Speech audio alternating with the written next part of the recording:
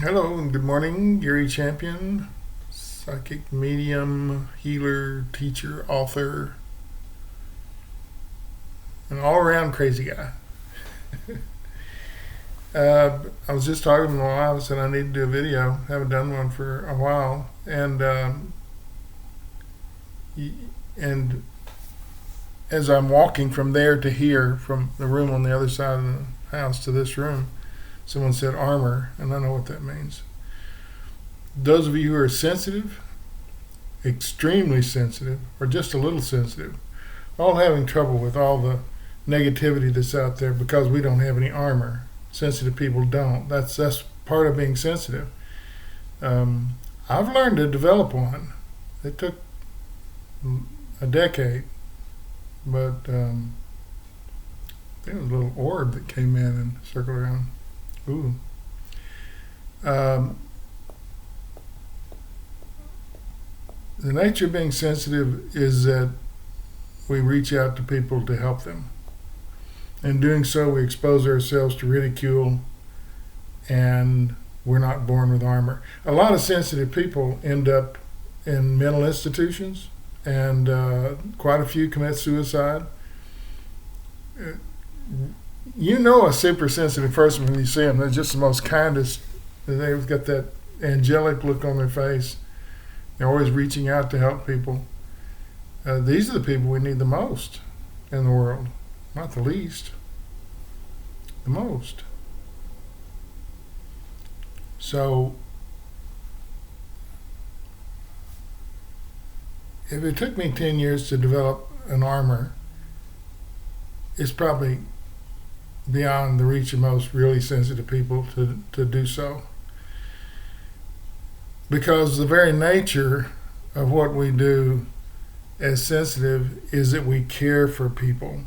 Home caregivers, nurses, doctors, social workers, healthcare of any kind worker. And if you're out in the world, it leaves you exposed. And if you stop looking at the internet, you're probably going to be better off because all the negativity.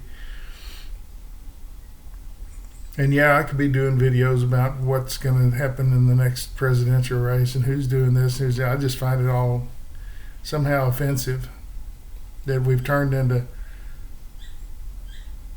like mud wrestlers or something. I don't mean to demean mud wrestlers, but that seems to be what's going on. Everybody's dragging everybody into the mud. That's where the action is. If you can smear somebody, you can, and it's all political. Has no meaning outside of politics. If every politician was paid so much a month to live on, and they had a 4-year term, everybody would get on the bandwagon on the infrastructure. Everything would be better. Votes would count. Instead, these two groups of people are opposed to everything that the other one says. A lot of hate going on. It was on the internet this morning that GOP members of Congress actually participated in the planning of the January 6th riot that took place at the Capitol, where they tried to take it over. As if that would matter. A building's just a building. It's just where people meet, but the building itself isn't the government. The government are the people who show up and vote for things and whatever. Buildings don't matter. We had our Capitol burned by the British at one time. Just built it back. Didn't change anything. So we're dealing with an ignorant group of people, but GOP, these are mostly lawyers, met with them and helped plan it. Well, that's just more anger, and it's all for political gain and money and power. And if we eliminated that, there wouldn't be so much pain in the world. Whatever there is in the world that's nice, there's an opposite that isn't nice. An ice cream guy would go by here, ding, ding, ding, ding, little bells ringing, selling ice cream. When I was a kid, it was 6 cents. You could buy any little thing. The Nutty Buddy was 10 cents, but the rest of them were like 6 cents.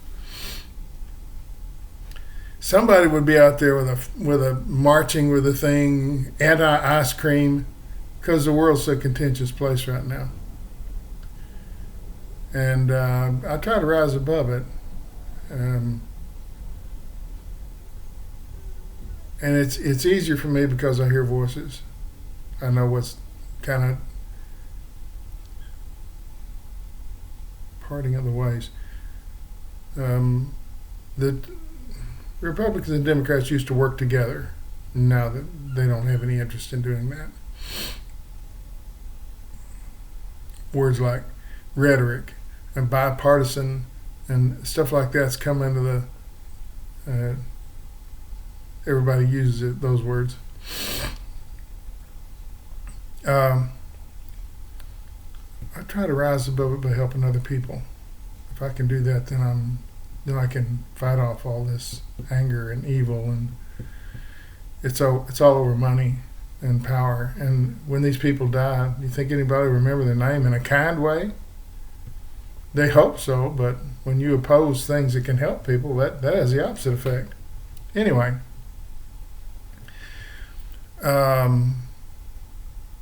I give you something positive that happened. I have a new guide, and he's a male. Most of my guides are females. I don't know why, but well, it has to be because women are in the front line of helping anybody in trouble. Men want to think about it. Women just drop what they're doing and jump in there, as evidenced on this YouTube site. Someone's in trouble, you all jump in and offer help, and it's a marvelous thing to see. That's what I'm interested in. I'm not interested in all the anger. I don't put up with it in my life. I don't listen to it.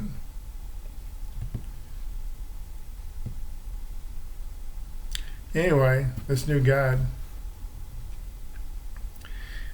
And I told my wife about him. I've seen him, and I wasn't sure who he was because people come in and out all the time. I hear names all day long of people who are around me. And most of the time it has no purpose. They're just people in the room. Maybe it's someone I'm going to talk to later on. They're a relative of someone, or maybe they're just passing through. Spirits have to be somewhere all the time. They don't have to have a purpose. Anyway, he's a large, I want to insult him, rotund. And he's Japanese. And he appeared sitting on a bathtub, a large white bathtub, in a communal bathing scene, let's say, to keep it G-rated. And I couldn't figure out what this had to do with me. Why is this? And then last night, I can see him in my head. He's around all the time now. Said, he looks like a sumo wrestler. It's exactly what he looks like. The hair is all cut a certain short. He's 2 centuries old. Anyway. And it has to do with the healing things that I'm doing. So he's there for that. But I didn't know it for a couple of days. And finally he said that's what he was there for. He's there to enhance what I'm doing, to enable me to do a better job.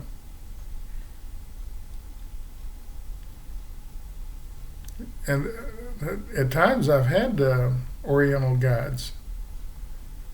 It's been 5 or 6 years ago. I had a Korean guide jump in the shower with me in Portland, Oregon. I never got his name. The name of this guy, the Japanese guy, his name's Aoki. I don't know if it's first name or last name. I don't speak Japanese. But Aoki is all I can get. The Korean guy, I never got his name, but I was going to do a show in Portland, Oregon, and I was doing my class right up front where I read people in the audience.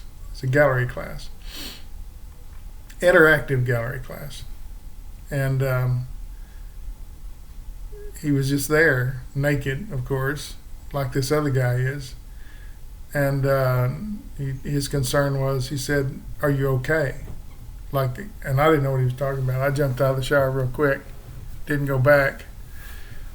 But he was asking if I was okay about my class that was coming up, because that's usually the thing that bothers me at a show. I'm going to read a lot of people, but the show's an integral part of that. It's a show and tell. And I didn't know till much later, days later, that that's what he was asking. It sort of spooked me. Naked Korean men jumping in your shower have a tendency to do that for me. I don't know about you, but I didn't know him. And even if I had known him, I would have jumped out of the shower. I think he thought that he was making himself, so I was in the shower, he would be naked too. I don't think it had anything to do with anything. Now, the Japanese guy, Aoki, I have no idea why he has a towel tastefully put across his center. Very old, very smart, very sage-like, and in a healing, helping sort of way. Now, everybody's got guides. Everybody has them. And mine change as the guides that I use for reading are not the same ones, because Aoki is a healing guide, and I've switched into doing healing and reading. I don't see any difference. But now I've got a new guide. He's probably been around since the beginning of the healing stuff. He just showed himself to me a couple of days ago. It took me a day to figure out who he was. Aoki. I can't spell it, but there it is. And if you're sensitive enough and you kind of close your eyes and invite your guide just to get a name, you don't have to get a strange picture of someone.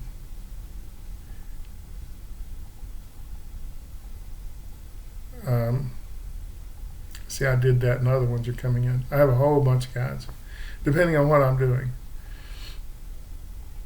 And just kind of kick back and relax.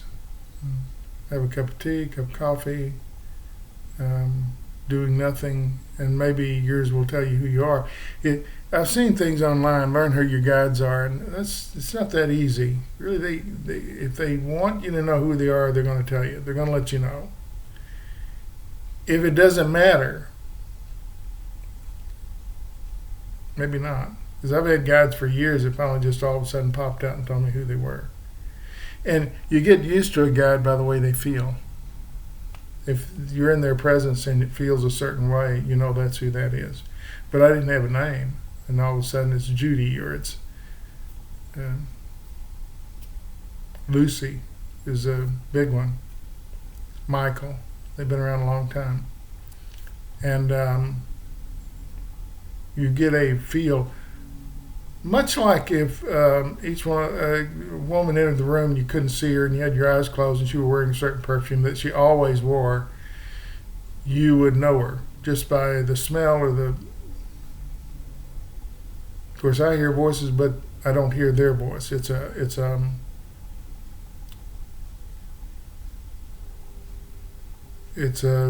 voice without any identifying markers. Can't tell if it's a woman or a man or anything. But when they enter the room and they touch you or talk to you or just hanging around, you can feel them. Just like you can feel your grandfather or your father or your mother. You know they're in the room because they just, in life, they felt a certain way. And since they're on the other side, spiritually, they still feel the same way. I don't know if this helps any or not. But guides are there to help you. Listen to them. You want to fight them? Go ahead. It's your life, but life's much easier if you listen. It's like I know a good example. My wife and I were. I said I need a new car. This one's pretty much underpowered, too heavy, too big.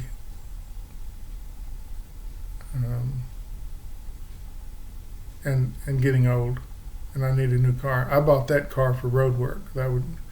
drive to a show in Chicago, and I would get about halfway and sleep in the car a couple hours and continue to drive just to be safe. So it was had a big back end to sleep in.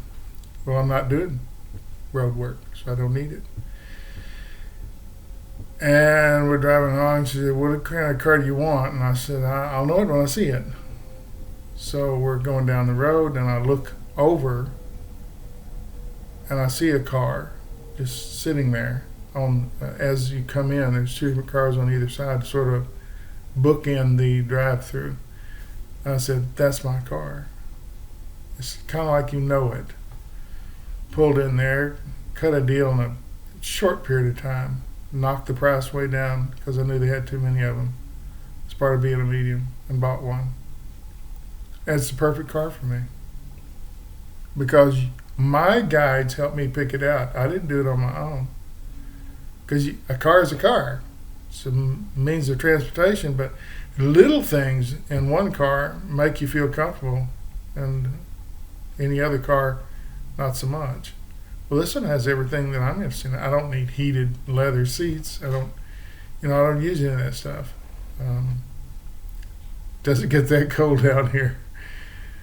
So it gets great gas mileage. It's easy to park. Wasn't expensive. So just a simple thing like that, my guide, and it was Judy, I think, that helped me buy that car, that because as you're doing a deal, if you're a medium or sensitive, you'll hear a name. They'll tell you who they are. They like getting credit for what they did. And I bought a car that I've had for a while. It's just a great little car. It gets 30 miles to the gallon. It's not a big car. You can park it anywhere. Easy to drive. And it's the difference between buying something that you're not happy with and something you are happy with. You got to keep a car a certain amount of time. It's not worth anything now. You bought it. I'm not one of those people that buys a car and drives it 2 weeks and says, "I don't like it. I'll just sell it. I'll dump it." No, you can't do that. You have to drive it. So I've made that mistake of ending up with the car because I thought I knew better than my guides, and it was horrible, and I had to keep it for so many thousand miles, 100,000 miles, until I could trade it or sell it or do something with it. So just makes your life better. Listen, buying this house, I didn't do it. I didn't do it alone. So anyway, my new guide's named Aoki. He's probably been there since my hands first clicked on. I've been watching a lot of videos online about healing too. Not reading. I think I've got that one down pretty good, but the healing ones are kind of intriguing. They don't really tell you anything. They don't really tell you anything. They blah, blah, blah, blah for 25 minutes. They don't really tell you anything. I can't glean anything from them, because I get bored with them about in the middle before they ever get around to anything, because they just yap so much.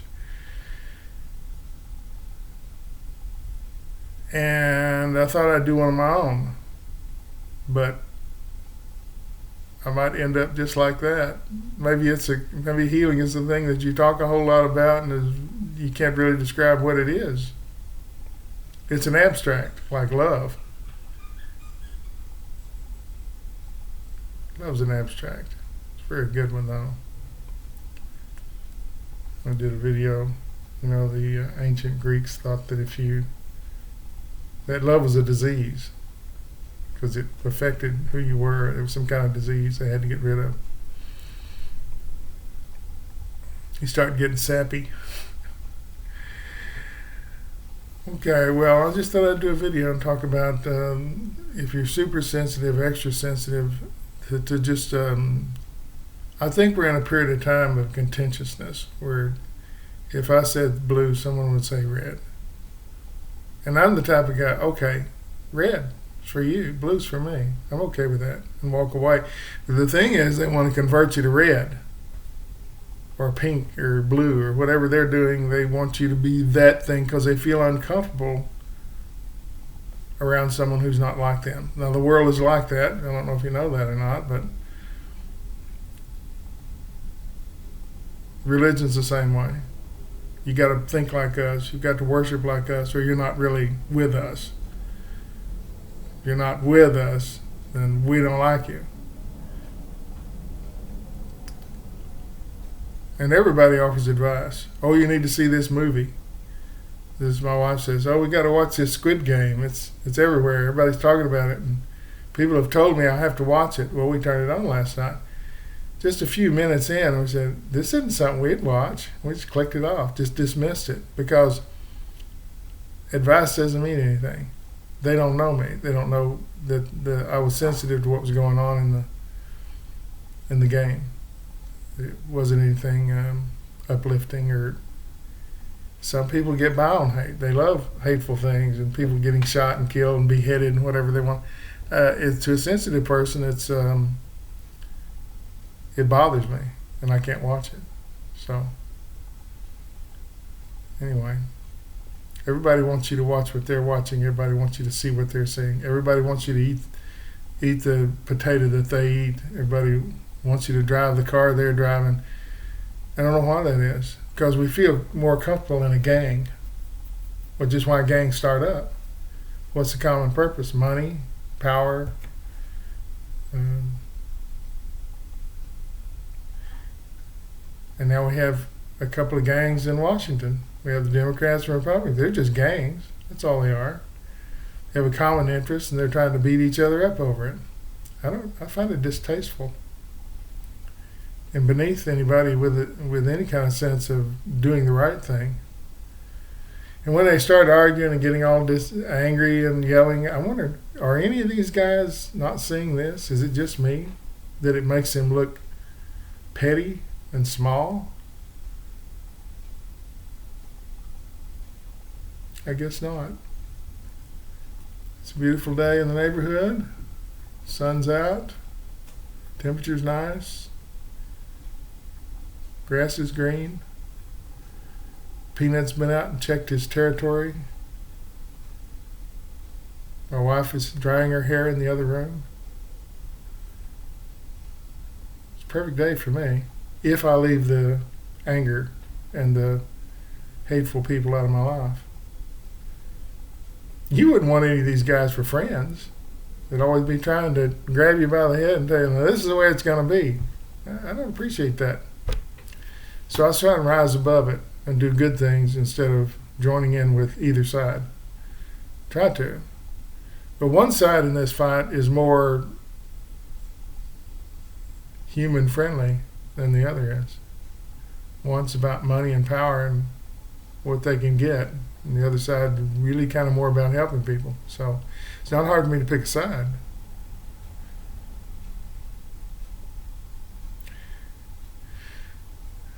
It's a beautiful day in the neighborhood.